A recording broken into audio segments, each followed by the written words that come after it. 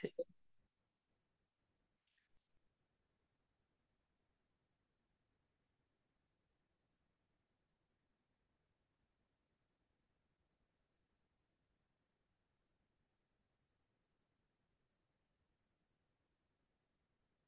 Welcome everyone. We're just going to take a couple seconds while everyone joins in. Welcome. Thank you for being here today. Um, if you're already joined in and you have your audio turned on, I would welcome you to introduce yourself in the chat. Andres and Andrew, I also welcome you to do so. You can include your organization, your location, who you are, just to get the event started, just so we know who's in the room with us.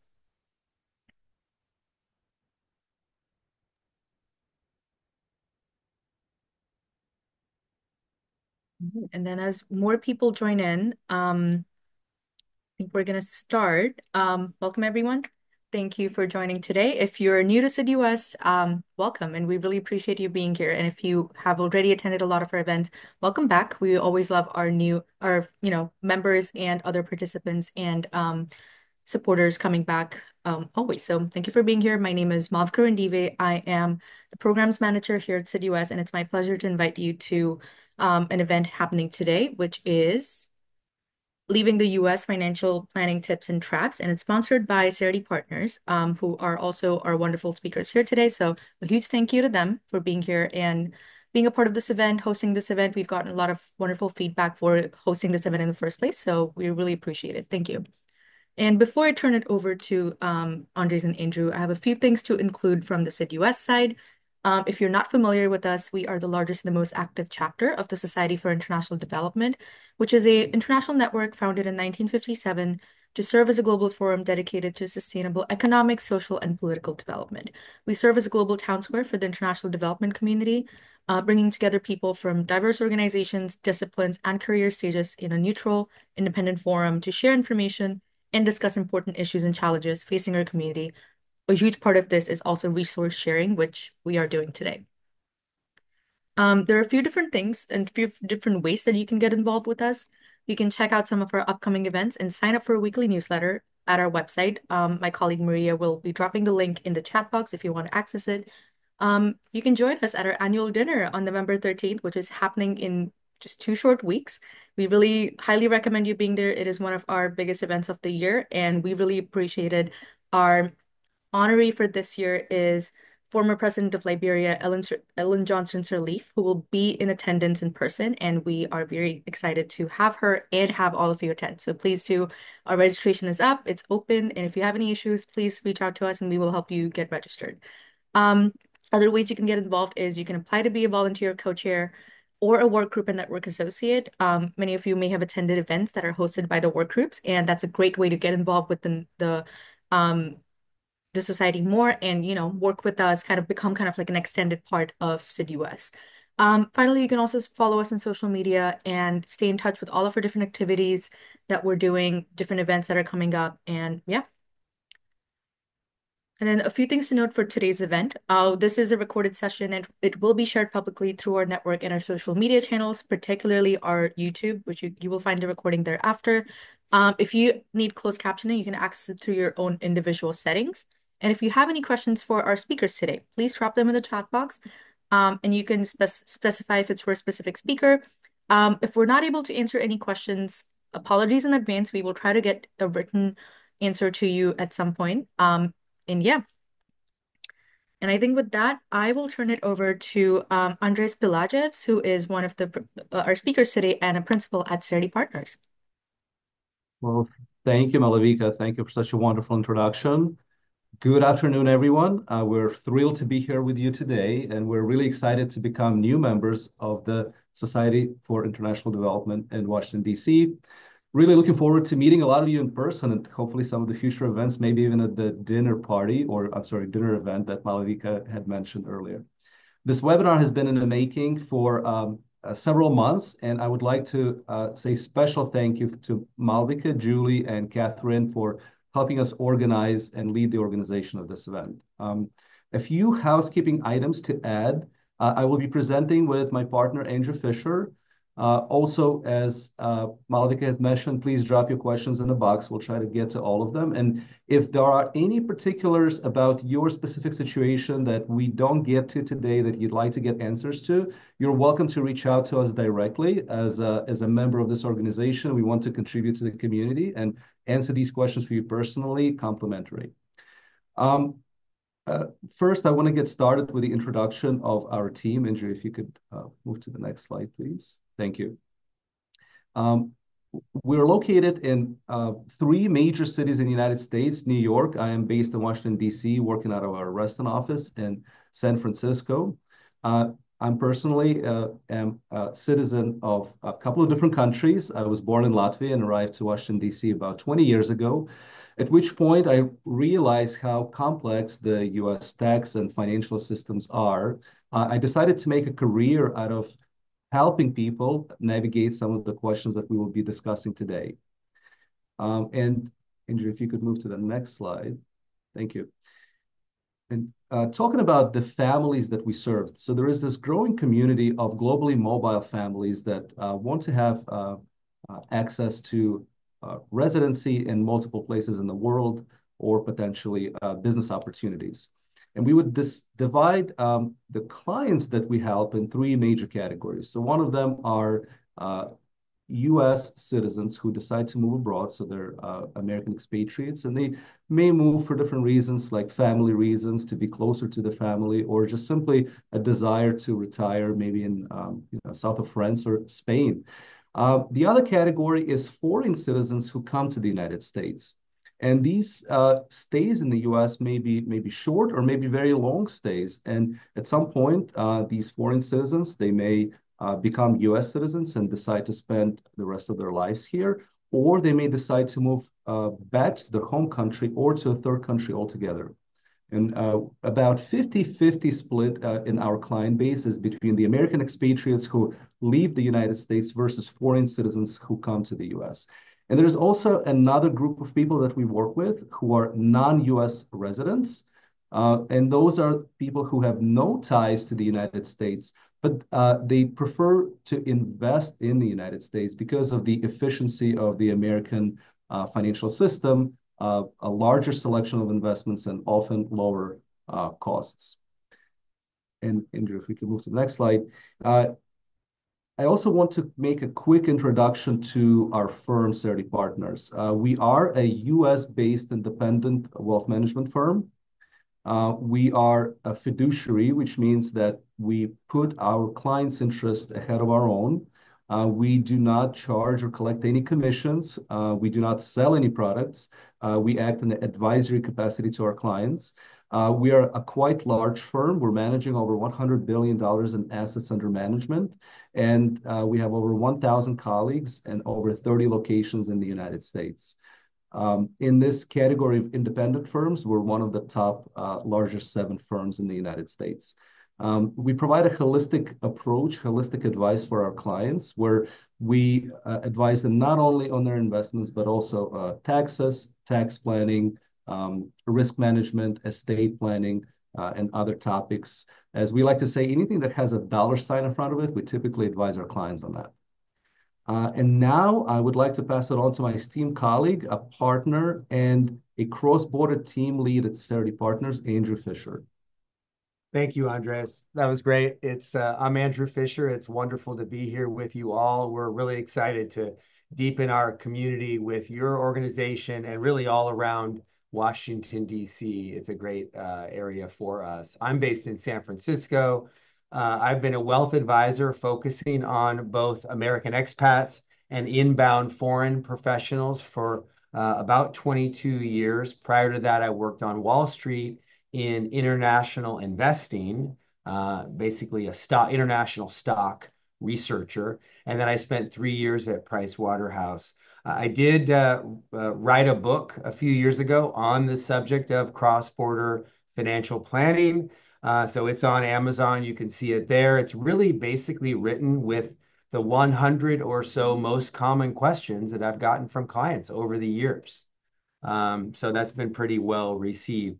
So just jumping right in, Andres and I are really thrilled to be here with you. What we're going to talk about today are some pretty deep topics, but just to list them out, initially, why leave? What would be the reasons to leave the US, and how would do people decide where to go? Um, Secondly, the importance of what their US tax status is after moving. Are they a citizen? Are they going to try to hold their green card? Do they give up the green card? And what about their extended family? Next, what are the major financial implications of leaving the US?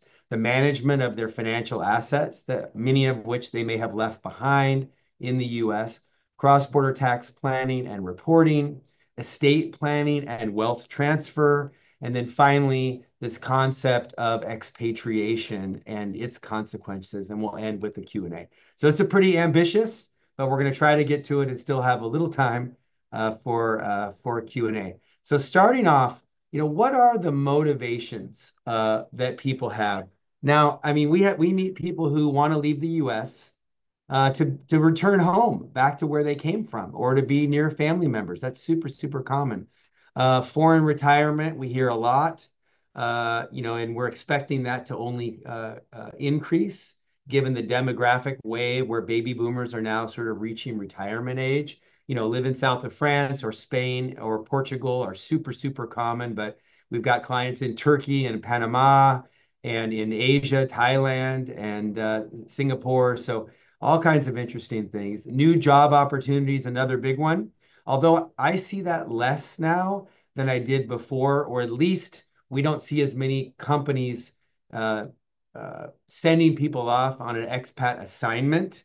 If people want to work for Google in Paris, they're not being sent there by Google. Rather, they're becoming a locali. They're having to apply to be a local employee there. Um, Finding a new environment to raise their family and lifestyle is a big one, lower cost of living, and just getting away from the US or having the ability to get away. All these motivations are different, and each of them has different financial consequences that we're going to try to speak to here. So deciding where to go it's not always easy, right? There's a lot of complication around that decision, but it's become a lot easier recently, and we'll explain why. Um, the there are questions around the culture, the language, the climate, the lifestyle. Obviously, if you have existing citizenship or the ability to obtain citizenship in a certain country, that might be a motivation to go to that place. A lot of times people are seeking a new residency or citizenship. So this takes us down a path of all the different special visas for workers or retirees that are available, gaining citizenship based on your descent or ancestry. Are you of Italian descent? We see a lot of people seeking Italian citizenship or Austrian or German. Golden visa, residence by investment or citizenship by investment has become really popular, as have these special immigration tax incentives, like the Beckham law in Spain, special incentives where you enjoy a lower tax situation um, upon living there. So let me just dive a little bit more closely into the golden visa. So this seems to be more and more popular these days. It's almost an industry in and of itself, where there's sort of stiff competition for globally for wealthy, high net worth families, right? Now the benefits are pretty obvious. You would have access to a new country, and the ability to do business there, to enjoy their healthcare system, potentially a different tax environment, and all of the lifestyle opportunities. What we see, the biggest selling points tend to be a safe haven as well as the big tax advantages. Now, there are over 40 different countries with golden visa programs. The UK and the US are actually the world's longest running. Some of the other more popular ones are Portugal, Spain, Greece, Malta, Australia, Canada, and Italy. Interesting little fact, the least cost or the lowest amount of investment required to gain a visa, we found that Thailand has one at $25,000, and Andres's country, Latvia, has one for $60,000. The most expensive golden visa programs are the US, which requires approximately 800,000 of investment, and Singapore requires 2 million. So the last point here I want to explore more deeply is the special tax regimes.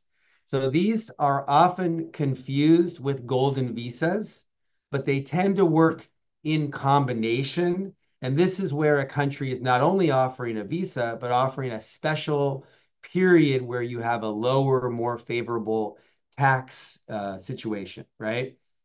So the most common benefit of those is that you're able to exclude your wealth and your income on your wealth that you don't bring into that country, right? Usually for a period of time. That's what made the Beckham law so famous because Real Madrid wanted David Beckham to join their team, but they have a very high wealth tax in Spain and other tax systems, and he's very wealthy. So he didn't want to move there and expose his worldwide assets to the Spanish tax man, and thus they created the Beckham Law. Portugal has their NHR, non-habitual regime, which recently ended, and they're working on a replacement program. The UK program is called the non-dom regime, which they also recently ended, and they are working on a new system, essentially to attract high net worth foreign people to come into their system. Now, here's an interesting little fact. For anyone other than an American, moving to Spain and being able to exclude your non-Spanish wealth from their taxation could be really beneficial because you can move all your wealth to Switzerland or to the Isle of Man or Guernsey and effectively pay no tax on your wealth. You'd be tax-free. For a US taxpayer, however, it's not so simple because we are always obliged to report back to the IRS, and thus we have a floor of the US federal system that citizens of every other country don't have. So it can still be very beneficial to us, but it will never be any better for an American than if you were to live in, say, Florida or any state that doesn't have a U.S. tax system or a U.S. state income tax. So really, what I'm trying to show here is it's really important to understand what these golden visa and special tax regimes are and how they can benefit us. But if you're a US person, or maybe you're a US person who is considering exiting the US person, it really can affect how you take advantage of these. So immigration, tax, and then we'll get to this estate planning and wealth transfer, all are interrelated when you're considering leaving the US and moving abroad. So for more on that, I'll turn it over to my colleague, Andres. Thank you. Thank you, Andrew. Well, the decision to move abroad can be very easy or it can be really hard. Really depends on each person's situation. Maybe you've been dreaming about living in the south of France for many, many years and you get to accomplish your dreams now. But what can be really confusing is about what are you going to do with your US status, your maybe immigration status, your tax status. And some of you in today's presentation may be US citizens. You may hold several passports and you may wish to continue to do that. But for others, contemplating whether to retain some kind of a US status, that could be a really big question. We wanted to pull up this chart for you and discuss a few different options that people typically have when we're talking about the immigration and tax status. As Andrew mentioned prior, if you're a US citizen, you're always going to be taxable on your worldwide earned income by the United States. You may or may not have a tax liability depending on the country where you reside to the US, because you may have higher taxes in a foreign country that will offset your US tax liability. But at the very least, you will have to continue to file your taxes and have this ongoing tax filing, but also compliance requirement, which means that you may have to report your financial assets, your foreign financial assets in other countries, and you will likely have to deal with some of these intricate tax filings that US residents don't really have to deal with, like a foreign earned income exclusion that allows you to exclude certain type of your foreign foreign earned income from taxation in the US or dealing with foreign tax credits. So our presentation is called Tips and Traps. So here's the first tip of the day. If you are moving abroad, we strongly recommend that you work with a tax advisor that specializes in these particular situations. When somebody is residing abroad, how to properly apply the foreign tax credits, how to use the foreign earned income exclusion, and how to read and understand the tax treaties that the United States has with many, many countries in the world. Now, if you're a green card holder, your immigration status does not always equal the tax status. So what that means is that you may move abroad and maybe your green card may expire, but it doesn't necessarily mean that your taxation obligation to the United States ends. There's a formal process that would involve abandonment of the green card that you would have to follow through to make sure that you separate that tie with the United States. And especially for green card holders, long-term residents, if you hold your green card for 8 out of the last 15 years, you become a long-term green card holder, which means you're treated exactly the same way as a US citizen would be treated. And if you were to decide to leave the United States, you'd have to go through the same expatriation process as a US citizen. And that may actually involve paying an exit tax. So it could be quite expensive. So here's another tip. If you are planning, if you hold a green card and you're planning leaving the US, doing so before the 7th year mark is probably advantageous. And we would certainly recommend that you work with a US immigration and a tax attorney that specializes in these particular questions. There's a lot of planning that can be done around it, and it's an important topic. Now, if you are here on a short-term stay and let's say you're here on a visa and then you're moving back to your home country and you separate the ties with the United States, a lot of times there are tax treaties in place that will allow you to maintain your accounts in the United States. So, for example, if you're earning and contributing to your employer-sponsored retirement plan, many tax treaties actually reduce the withholdings in the United States that may make it attractive to you to continue maintaining this 401k with your ex-employer in the United States. And another important topic to cover is the US estate tax system. Andrew will dive into it a little bit further in conversation, but a very important difference between a US domiciled person who would be a green card holder, a US citizen, somebody who is living here full time in the United States, we get to enjoy a very high, comparatively high exemption for estate tax purposes, which today is 13.6 million and next year is going to be 13.9 million, which represents the amount of money that a person can pass to their heirs without having to pay any estate taxes altogether. In comparison, as somebody who is a non-resident of the United States, a person with no ties to the United States who left the US, and they have some assets left behind in the US, certain types of assets could be subject to only a $60,000 exclusion, where everything above 60,000 would get taxed at the US estate tax rate of 40%. So again, it's a very big difference, and a lot of folks who move away may not fully understand that part. So it's really good again to discuss with your cross-border tax advisor. And then finally, potentially cutting your ties with the US and looking at expatriation. It may seem a lot of times like a simpler way to deal with some of these problems, but in reality, we find that not very many people go through this option because it does come with a lot of other complications. For example, if you have family in the United States, or if you have children in the United States that are US citizens, or they don't necessarily have to live in the United States, you do have a lot of other difficulties that you may face if you expatriate. And then, of course, there's a question of the access to the US.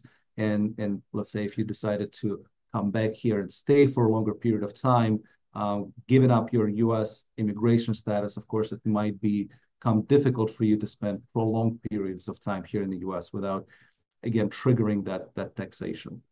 Now, let's talk about some of these issues and try to help you think about which choices would be the best for your family, and we can dive deeper into the actual examples. The first one, a very obvious one, retirement accounts. And how do we typically manage these assets that are left behind? Well, here's another tip from us, and that is most of the retirement accounts should be left behind in the United States. And the main reason for that is with most countries, these accounts will be respected as tax deferred retirement accounts, which means if you move to the UK or you move to Germany or to France, you could leave your 401k in the US and it will continue to grow tax deferred. You're not going to have to continue to pay dividend or capital gains taxes while this account is growing in both countries. So that is a huge plus. And typically, when you start taking distributions from those accounts, those distributions will be taxed in the country where you're located, with maybe a little bit of an offset here in the United States. However, not all accounts, not all retirement accounts are good accounts for globally mobile people to own. So, for example, a very powerful account for the United States purposes, Roth IRA, that allows you to grow your assets tax-free when you make contribution with after-tax dollars. Those accounts are actually not recognized in most of the world. So, for example, if you live in any of the European countries, for the exception of the UK and maybe France and Belgium, you actually would be that account would be treated just like a regular brokerage account. So it would lose most of its benefits. Similarly to that, HSA, again, they're in the US sometimes called triple tax exempt accounts, but in other parts of the world, HSA health savings accounts are not really treated the same way. So that's another part to consider if you're moving abroad and you have, let's say, a large HSA account, perhaps you could take some distributions before you move. The other asset that a lot of our clients own are real estate. Real estate is great for a lot of different reasons, but it's a major consideration in your pre-move planning. Obviously, you can't just pick it up and take it with you. So the decision is, do you keep it or do you sell it or do you rent it out? In the US, we have a great system that allows us to enjoy low tax rates on real estate rental. We take advantage of certain deductions like depreciation deduction, but those deductions may not look the same if you're a resident of another country. So in other words, you may actually pay more tax on this rental income if you're a resident of a different country. So there is quite often there is a difference there. And then the other part to consider, and this is a trap, if you move abroad and you rent out your primary residence, after renting it for 3 years, if the property is rented for 3 out of the 5 years, you will lose the primary residence capital gains exemption. And what that means is that for a married couple, a gain on a primary residence up to $500,000 is considered to be tax-free in the United States. It's $250,000 for an individual. So let's say if you move abroad and you take advantage of this gain by selling the property a couple of years into your new residency in a new country, that amount, the $500,000, may be excluded in the U.S., but it actually may be taxable also in the foreign country. So very important to understand that difference as well. And the last part here, so the bank accounts, taxable investment portfolios. When we're thinking about the investment portfolios, it's highly recommended to leave those behind in the United States as well. And there are several reasons for that. The U.S. retirement or the U.S. financial system is highly regulated. It's extremely efficient. You have way higher liquidity in the U.S. markets than you do in the majority of the world. And for US persons, for US citizens or US residents, it's most definitely more beneficial to maintain these accounts in the United States. It makes it for a smoother tax reporting. You receive 1099 forms in the United States that get automatically reported to the IRS, and then you could streamline it with your tax reporting in the US. It also helps you avoid the problem of investing in foreign investments, which are passive foreign investment companies, PFICs, and those are punitively taxed for US persons. And finally, there are some instances where, let's say, if you're a US citizen moving to Europe, you actually may have a hard time opening an investment account there because of various European financial system rules. And you actually may not even be able to invest there fully. So that sort of becomes the only option is to leave the accounts abroad in the United States.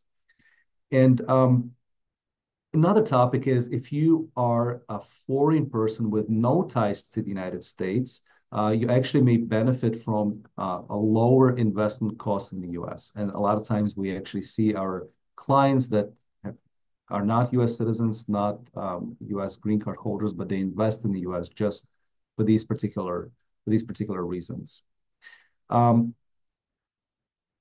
Also, when you're managing accounts in the United States that are managed, let's say, by a US-based advisor or custodian, they often may not recognize that if you live in a foreign country, you actually may be paying taxes based on the gains, capital gains, or dividends in the foreign currency. So what that means is if you're receiving, let's say, a capital gain in the United States in US dollars, when it's converted to British pounds or let's say euro, due to the fluctuation in those currency exchanges, that gain in the United States may actually be considered as a loss in that foreign country. So a lot of the techniques that are applicable to US-based individuals, like tax loss harvesting, just because of that, may not function as intended when you are a tax resident in a foreign jurisdiction as well. And then one last piece, it's not really on a slide, but I did want to mention the Social Security. Most of the time, you can actually request for your Social Security benefits to be delivered in a foreign currency in the country where you're residing. And you can actually request it to be delivered into your foreign bank accounts. So that's a really good benefit. Most of the time is going to be taxed in that foreign country as well, but nevertheless, there is a very simple and easy process. I'm going to turn it over back to Andrew. Okay, how is everyone doing? There's been a lot here already, and a lot of details. I'm gonna dive into more details, but I'm gonna try to keep it succinct to keep our presentation moving along. Taxes. So upon moving abroad, the tax complexity for a US person goes up a lot. And so I like to just kind of talk about a few tips and traps because generally it's a significant source of confusion and it does run through really a lot of the financial decisions that you have, right? Um, so a lot of the tax planning for those who leave the US depends on your immigration status, right? If you're a US citizen or you continue to be a permanent resident, right? So we tried to prepare a simple slide that kind of goes through some of the aspects or some of the considerations. But let's start with someone who remains a US resident or a US citizen, right? So we're the only country in the world that taxes on your worldwide income and assets. If you're British, and you move to France and you don't leave any assets in the UK, any income producing assets, you don't file a tax return back there. But we do. And then we file here and it has to be married and have a system of offsets against whatever foreign tax you might pay. Then add to that we have a far more complex tax system than most countries around the world. I believe the German tax form is 2 pages. The American tax form can be 200 pages.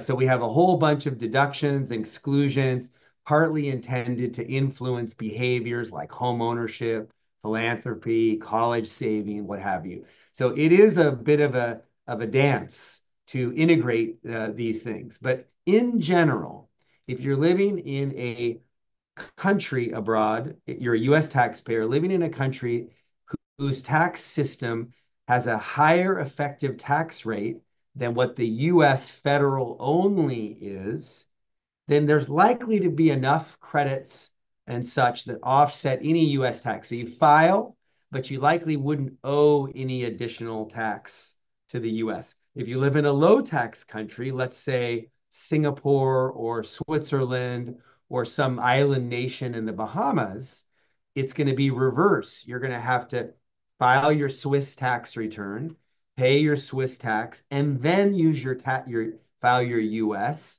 And likely the Swiss is below the US federal, and you write a check to the US. And what's interesting about that is that if you're in a lower tax situation, you'd benefit from a lot of US centric tax planning, right? So it's really funny. And we have clients that move from, say, France to Switzerland or vice versa. And we have to completely swap our tax planning mind. The one thing about a US citizen abroad is you would not be eligible to enjoy that tax-free offshore tax haven living, right? The Malta, the Cyprus, the Bahamas or Bermuda, what have you. Because no matter what, you're always having to file back to the US. So now let's talk about income types. There is ordinary income, which is pretty straightforward. If you live in a foreign country and you work there, you're likely to pay tax there in their normal system. Let's not even go into if you work for an NGO or a UN entity, because we have a number of those clients also who benefit from effectively a zero tax on their income. Social Security, pensions, 401k withdrawals are generally taxed where you reside, right? If you're living in Spain in retirement and you're drawing from your IRA, it's usually taxed there first. Taxes on investments, we call this passive tax, is where things get a lot more complicated, right? Um, there is a system in the US like long-term capital gains rates, lower taxes on qualified dividends, which don't always match the rules abroad. So planning can be really complicated around those types of things to understand, or to build a portfolio that's optimized to minimize tax and maximize growth, because that's really what we're all about. The US, as Andres mentioned, strongly encourages people to hold their financial assets in the US. And that's because we really need 1099 reporting to report on long-term, short-term capital gains, qualified, non-qualified dividends, et cetera. But then also there's a unique rule called the PFIC rule, which effectively, I'm not going to get into it, but it penalizes US taxpayers for investing in pooled, like mutual fund like products outside of the US, right? As Andres mentioned, there's a lot of US-based planning that likely won't work if you live abroad. Things like Roth IRAs. If you know you're going to retire to a foreign country, don't do a Roth 401k, please. Tax loss harvesting can be different, depreciation, contributions to retirement plans. If you live abroad, you can't make the same contributions that you would have when you were here because they may not work. They may actually lead to double taxation. And finally, the capital gain rules may be different. It may or may not be a 1 year hold. It may or may not be a lower tax if you hold something for longer than a year. So all that is different. Foreign asset reporting, if you live abroad, you have to report back to the US on all of your foreign accounts. And also you have to report to the IRS any foreign inheritances on a 3520 form. Importantly, there's no tax in the US? That's a big question we hear from a lot of our inbound foreign-born clients. Now, let's shift gears and talk about if you are not a US tax resident. It is a lot more simple as far as reporting back to the US. You're really only going to be reporting on your US sourced income. If you have an old 401k or IRA or 403b, you're not going to be taxed on the ongoing investment results in that account. You would be taxed when you pull the money out, however, right? A US taxable account for a non-US. So many of our clients who are non-residents spent 10 or 20 years working in the US and then they left and then they gave up their green card, right? And a lot of them actually keep their taxable investments in the US also. It does depend a little bit on what country they live in and if there's a tax treaty or an estate tax treaty with the US.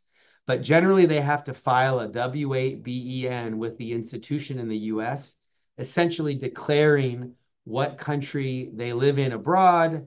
And then that leads to what a withholding would be. And the tax withholdings are only on US sourced dividends. So it tends to be a very, very small amount of tax that they would pay to the US for keeping their investments here. And that tax generally is fully creditable against whatever tax they would owe abroad. So really not a lot of downside, but it's very individualized and it needs to be, analyzed closely. We work with a lot of non-resident aliens who keep their investments here, not just their old 401k. Finally, on the business side, just a few quick things to think about. If you're a US taxpayer, reporting on having any kind of corporate entity abroad has gotten much more cumbersome in the last few years with some changes in the laws focused on discouraging US entity companies from hiding or offshoring their profits. And a lot of smaller entities and small businesses owned by US citizens get wrapped up into that, right? If you're a non-US citizen, you can own US assets through an entity, a corporate of trust. Excuse me, as a US person, owning assets through a trust can cause a lot of problems back on the US side, right?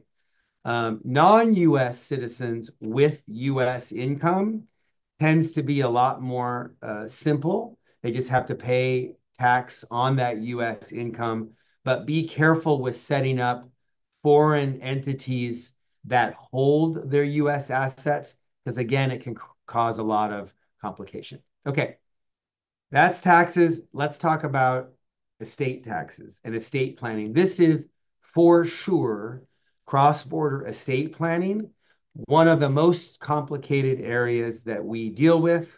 It's very different from one country to the next. And importantly, there are many countries that don't even have a tax treaty with the US. So estate planning does deal with organizing all of one's affairs for that point at which you would pass away or become incapacitated. And of course, it gets more complicated the more countries where you have assets. That makes sense, right? So we're going to focus this a little bit on wealth transfer, because I think that's a topic that a lot of people are interested in. And to do that, I'd like to have a little overview of what the systems are around the world. So every country has a different system of wealth transfer, right? And they also have different laws, succession, which is like forced heirship, their probate process, and the costs of transferring or their estate tax can be dramatically different from one country to the next.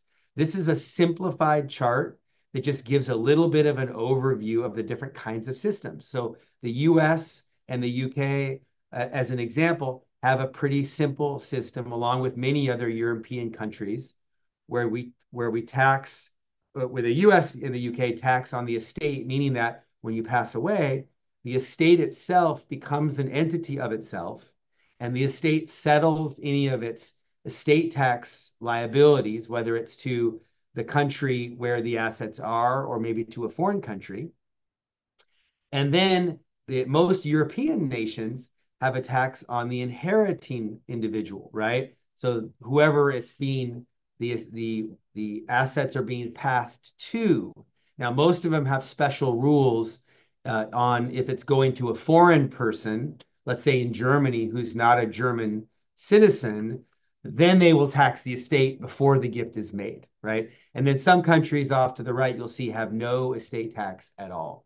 Now, the US offers a really generous, roughly $14 million estate exemption per person for next year. So really 28 million total, but that's likely to sunset and go back to something in the neighborhood of 5 to 7 million per person. It's still a little bit unknown and uncertain right now for 2026. But without question, it is much higher tax-free transfer of wealth than many other countries around the world. So let's talk a little bit about some best practices. Obviously, it's really critical to know what laws apply to you, what country will take priority to your the first right to tax your estate, and a lot of that is based upon where you're domiciled, i.e., where you're residing with an intention to stay. And so the rules vary from country to country, but that's a good general way to look at it, right? Um, so for US residents, US citizens, and green card holders, you're always assumed to be domiciled in the US unless you're domiciled somewhere else and they have priority, right? So it's really important to know that. And then you need to consider where your assets are located. They call that the situs because it's where they're located legally.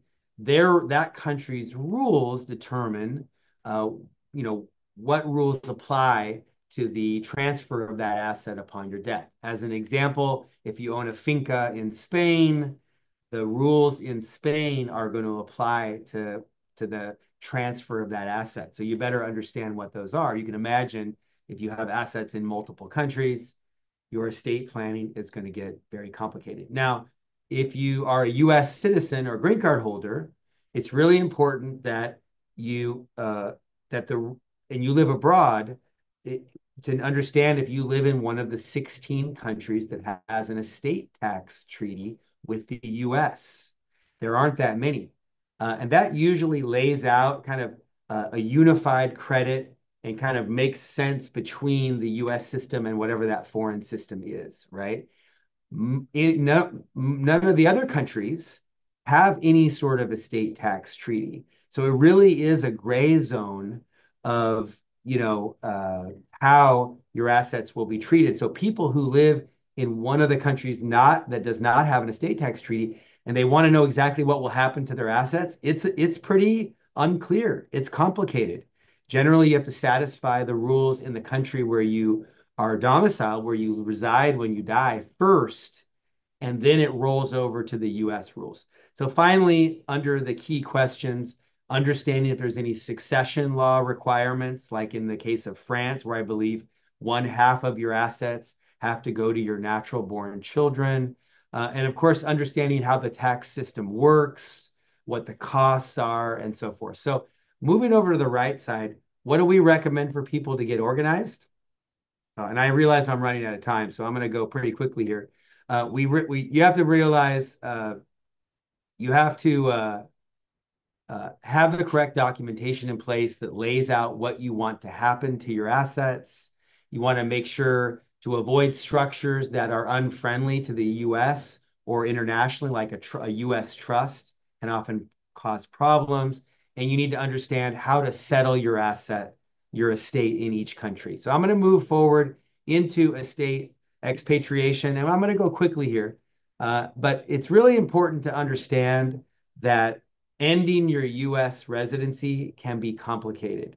And if people decide to sever their ties with the US, it's both a legal and a tax question.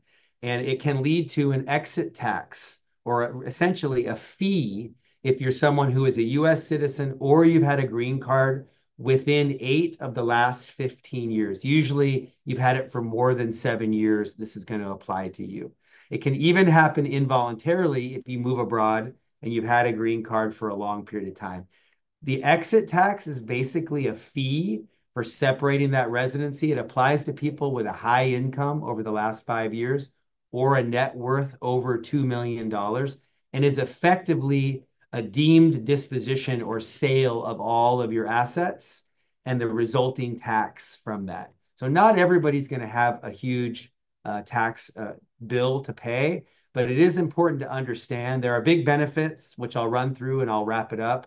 Avoiding the US tax reporting is a big benefit because there's no further connection to the US. Avoiding the potential for double taxation, preserving the option to live in an offshore tax haven, which wouldn't be available to you if you were a US tax person. And then improving your ability to interact with foreign banks and institutions because they don't like working with Americans, as many of you may know. Negatives, of course, are losing free access to the United States, the potential for a big exit tax fee, as we discussed, losing the potential to take advantage of the US's large estate tax exemption. And finally, there are some really strange rules about when someone expatriates, if they later give assets to a US person like their children, there can be really, really expensive taxes as a result of that. That's smart to understand. So I'm going to stop it there so we have a little bit of time for Q&A. We ran a little long like we often do, and we apologize for that. Right. Well, thank you. Thank you, Andrew. We do have a few questions. So maybe I can take the first one. And the question is from Zins Clifford. What about individual US state taxes? There is a sales tax deduction. Often is there an analogous deduction for Europe's value added tax? Well, if you are living in Europe, you will, especially if you're earning income, you will have earned income taxes paid in a European country. You will also, if you have a portfolio of assets in the US, maybe investment portfolio that generates income, that will be taxed as a passive portfolio in that European country. And those two taxes will generate earned income tax credits and passive income tax credits that can be applied against your US tax liability. Unfortunately, VAT, value added tax, European value added tax, cannot be applied as a deduction. So it's considered sort of like a sales tax, and you cannot itemize it the same way you do the sales tax in the US, for example. The second question is from Lily. Andrew, would you like to take that? What is your suggested alternative to a Roth IRA if plan is to move retire abroad? I'll let you take that. All right, so great question. Well, one, to underline, Roth IRA is not always a negative. Most of the time, it is a negative. There are some countries that may not really care if you have a Roth IRA, and some countries like UK, for example, it's very favorable to have a Roth IRA because UK's taxes are really high, and Roth IRA is recognized. So it's actually the power of the Roth is multiplied when you plan on moving back to the UK or moving to the UK. So the alternative would be a pre-tax account that is tax deferred. If you can defer that taxation for as long as possible, that is a great idea. Some of the US-based alternatives, like maybe annuities or any US-based products, maybe whole life insurance policies, you would want to stay away from all of that because they're typically not gonna perform as intended when you become a tax resident of the foreign country. I see another one here. Does it make sense before we move abroad to move and change our residency to a no income tax state before then going abroad? We hear this a lot, and actually, there is really very little reason to do that in almost all cases. Let's say you're in California or New York or DC, you move to Florida for 2 weeks and get a Florida driver's license and then move abroad. There's really no basis for it because the moment you become a resident in that foreign country, you're no longer a resident in DC. Now, there are some funny situations where it's a bit of a gray zone, like you're planning to kind of split time between DC and another country, and you're really like, and you have a high income, and there's a potential that you could maybe be audited. There are some reasons why it can make sense, or actually, when people go for more of a nomadic experience, where they want to be digital nomads for a while, it's hard to argue that you became resident anywhere else. So by default, you remain a resident where you are. Again, if you're challenged by your tax authority. So in those cases, maybe, hey, a quick move to Texas or Florida could make sense. But they're usually pretty rare for someone who's really boxing up their things and moving, you know? Perfect. And another question from Hannah Mosher. Are there tax implications for the number of days you physically spend in your home country? In my case, the US versus the country where you are residing as an expat. For me, London. So the UK, Hannah, it's a very the UK tax system is as complex as the United States system. And actually, today there was a new announcement of the budget that changed a lot of the systems of how UK is going to function in the future. But in general, just a few guidelines. If you're spending more than 183 days in the UK, you are going to be pretty much considered a UK tax resident. So if you have the ability to avoid that, of course, that would be a positive. And then it's not clear from the question, but let's say if you're a UK citizen as well, UK has this really complex system of domicile, and your domicile will dictate how you are going to be treated for tax purposes. There are some tie-breaking rules in the US UK treaty as well. So typically there are two major time frames, 183 days, and then also if you're a UK citizen, then 90 days. I would stay below the 90 days at a time in the tax year. I see an interesting question from Amber about if there's any list of preferred countries to move to, as if you plan to keep your U.S. citizenship, and that's a tough question. I mean, our big philosophy here is that people should move where their life takes them, where their relationships are, where their job is, where they should live where they're passionate about, and then optimize for that place, right? Now, obviously, uh, for most Americans, the best place to move from a tax perspective would be anywhere where their tax system results in a lower tax than the US system. And so then effectively, let's say Switzerland. So then effectively, if the Swiss tax on them is lower than what they would pay in the US federal tax is their floor. Excuse me, yeah, their floor. So it would never go below that anyway. And so they're basically taxed as though they live in Florida. So if you live in some country that has a higher tax regime, like many, many places, right? The UK, Canada, Australia, Japan, most of Europe, then you have to be a little bit more, technically, then you're paying a higher tax than you would in Florida, right? Now, taking advantage of some of those special tax regimes that I talked about can be really, really beneficial for Americans. So, like living in Spain and making sure you get the digital nomad visa or the Beckham law as an example, or the UK and enjoying their non-dom status, which is now up in the air and changing.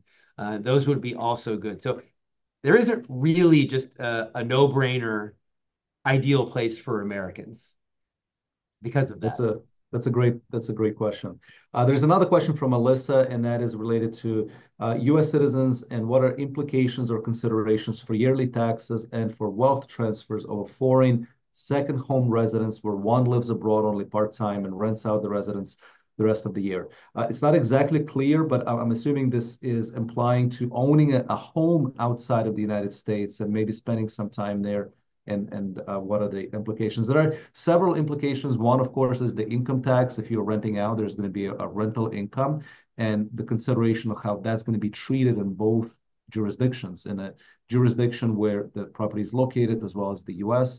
Um, for wealth transfers or estate planning, real estate is always probated in the country where it's located. So that the rules of the local country will very much apply to that. I would also say that in the US, it's very popular to own real estate via LLCs or other arrangements. In other countries, they also have similar corporations that can own your rental property. So I would be very careful with those. Definitely work with a US tax advisor because foreign corporations a lot of times can cause a lot of headache for US citizens from the reporting perspective. Great. I want to comment on two points here. Suzanne had a great kind of summary of what she learned from this presentation, and her point is absolutely valid.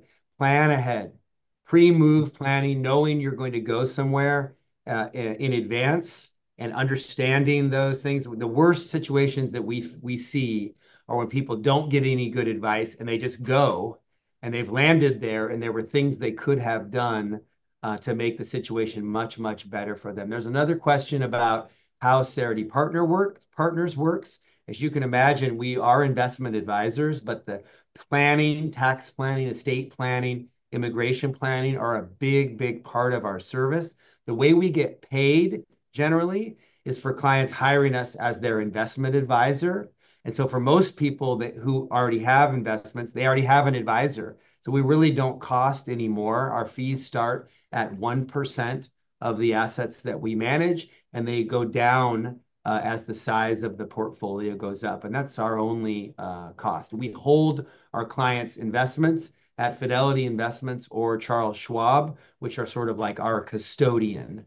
And we have a very good experience holding those assets there, even when people move abroad. We've got a very, very strong relationship there. Right. Well, we're right at the top of the hour. Perfect timing. We Thank did you, it. everyone, for Yeah. attending. We will follow up with the key summary points of this presentation and also our contact information. And of course, if there are any particular questions that are specific to your situation, please feel free to reach out for a complimentary 30-minute dialogue with us, a conversation, and we may be able to provide you with some guidelines. Thank you to everyone. Thank you. Have a good Cheers. one.